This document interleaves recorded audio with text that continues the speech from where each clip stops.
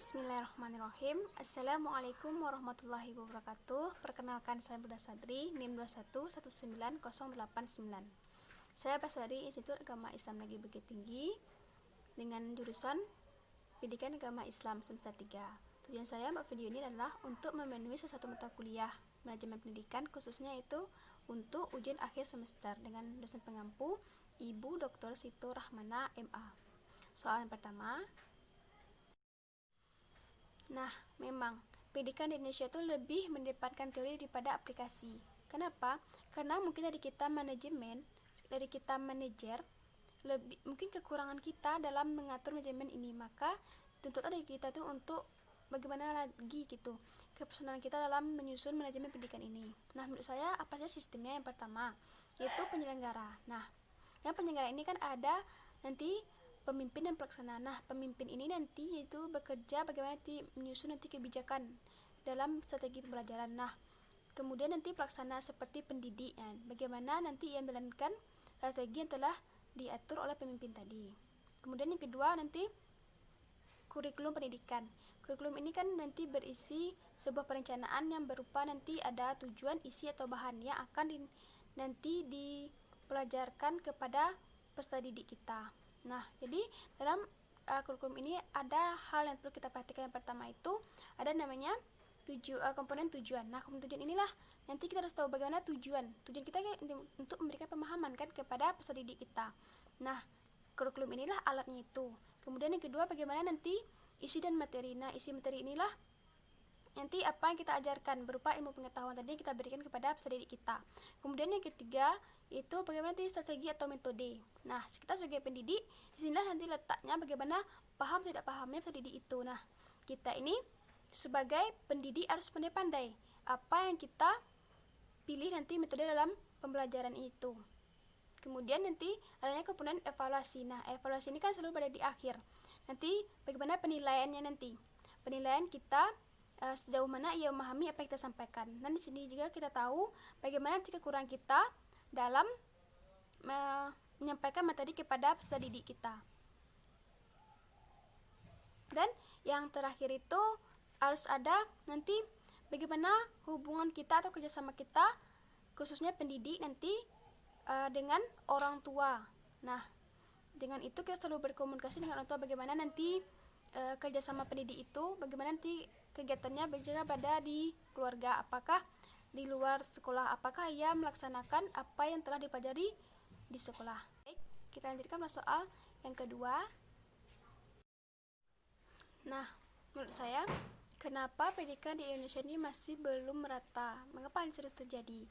Karena menurut saya itu mungkin dari kita ini ada yang belum dapat kita tingkatkan lagi. Seperti yang pertama itu rendahnya sarana fisik. Nah, ini sedang dalam sebuah pendidikan di mana seperti itu adanya gedung-gedung yang rusak bahkan tidak layak dipakai, dan seperti gedungnya ada tapi tak dipakai. Nah, itulah kekurangan kita.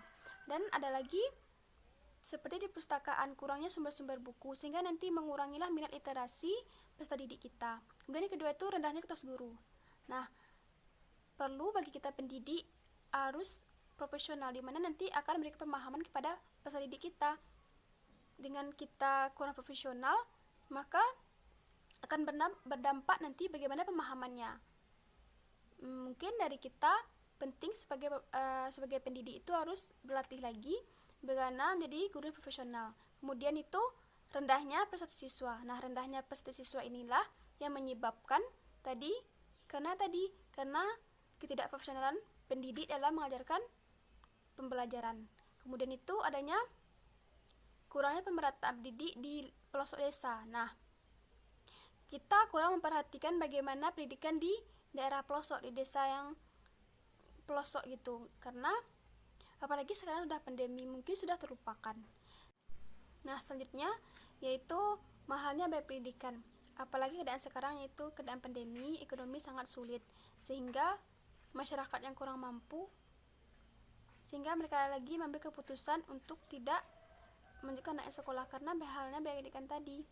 Nah, kan tidak semua kita di Indonesia ini kan semuanya mampu. Jadi mereka yang berhenti tadi maka terciptalah pengangguran yang baru. Kemudian terakhir itu adalah kurangnya dalam menggunakan waktu. Nah, ini sudah pada diri kita, dimana waktu kan kunci dari segalanya. Mengapa kita sering dibandingkan dengan pendidik luar negeri? Karena mereka itu sangat mementingkan waktu, sehingga mereka berkata adalah time is money, waktu adalah uang. Jadi pentingnya waktu, karena mereka sangat mengatur waktu dengan baik, sedangkan kita malah hanya menggunakannya untuk bermain-main. Kemudian lanjutkan pada soal yang ketiga. Menurut saya, hubungan atau kerjasama antara lembaga pendidikan dan masyarakat ini penting. Kenapa penting?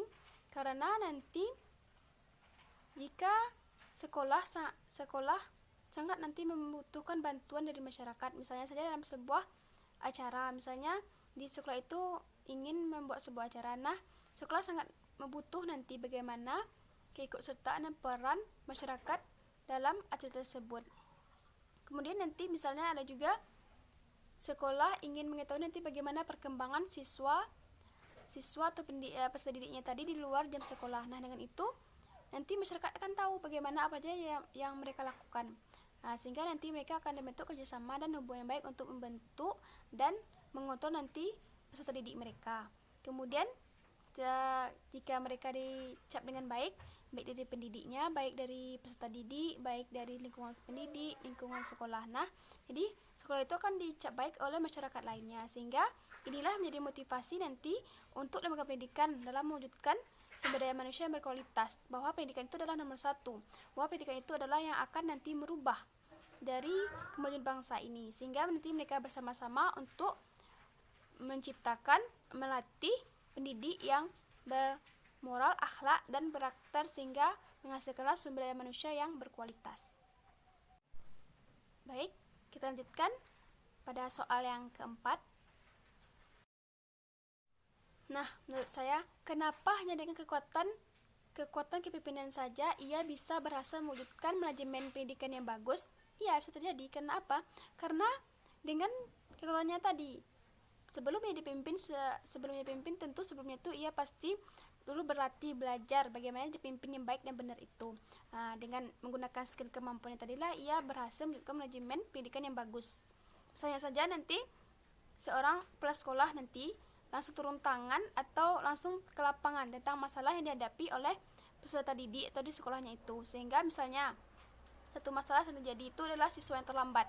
Nah, bagaimana nanti cara menciptakan siswa yang disiplin tidak terlambat lagi? Nah, dari mereka inilah pemimpin tadilah dari kepala sekolah langsung turun ke lapangan nanti menghadapi siswa yang sedang terlambat itu, maka dia akan memberikan sanksi yang tegas kepada siswa yang terlambat itu, sehingga bisa jadi nantinya bisa memberikan sanksi benar-benar siapa yang terlambat lagi tidak akan bisa lagi masuk dan disuruh pulang, sehingga pasti mereka sangat takut karena itu adalah sanksi dari kepala sekolah sendiri. Nah, dengan itu siswa itu akan sadar dan tidak akan terlambat lagi, sehingga kepala sekolah itu berhasil menciptakan siswa yang disiplin seperti itu. Karena dengan kekuatan itu bisa kita berhasil. Selanjutnya yaitu pada soal yang kelima atau terakhir. Nah, ini soal terakhir, dimana ini tentang masalah kita pada saat sekarang ini, dimana pada saat ini kan sangat sulit, apalagi berdampak pada pendidikan, sehingga akibatnya itu belajar kita sekarang menjadi sistem online atau daring. Bahkan dengan sistem online inilah menjadikan peserta didik ini kurang maksimal dalam belajar. Karena apa? Mungkin karena masalah sinyal, masalah alat komunikasi, bahkan atau kuota internet. Nah, jadi di sini nih pemerintah telah memberikan bantuan kuota internet. Jadi kontribusi saya untuk pendidikan saat sekarang ini adalah sehingga kita dapat bersaing secara global, di mana tentu pemerintah harus tahu bagaimana nanti apa nanti yang dibutuhkan oleh masyarakat, terutama untuk peserta didik kita nanti. Nah, jika tempatnya itu tempat yang pelosok, tidak bisa dijangkau oleh jaringan, tidak mungkin rasanya kita memberikan bantuan kuota internet, tapi kita terus mengirimkan nanti pendidik-pendidik yang benar profesional, sehingga tujuan kita tercapai, memberikan pemahaman, pengetahuan kepada peserta didik kita yang di tempat pelosok tadi. Kemudian jika memang tempat itu terdapat jaringan, nah, barulah pemerintah memberikan bantuan kuota internet, sehingga kita dari peserta didik harus juga ada usaha. Nah, kita harus berusaha mencari tempat di mana bagusnya mendapatkan jaringan, sehingga kita dapat belajar dengan baik. Nah, Dengan inilah tidak mungkin rasanya jika salah satu pihak hanya berusaha sedangkan pihaknya lagi tidak akan mungkin tercapai. Nah, dengan tidak dapat kita pungkiri dengan bahwa kerjasama inilah yang akan mewujudkan nanti apa yang kita capai, sehingga kita dapat bersaing di secara global pendidikan di dunia ini. Sekian dari saya. Akhir kata, wassalamualaikum warahmatullahi wabarakatuh. Terima kasih.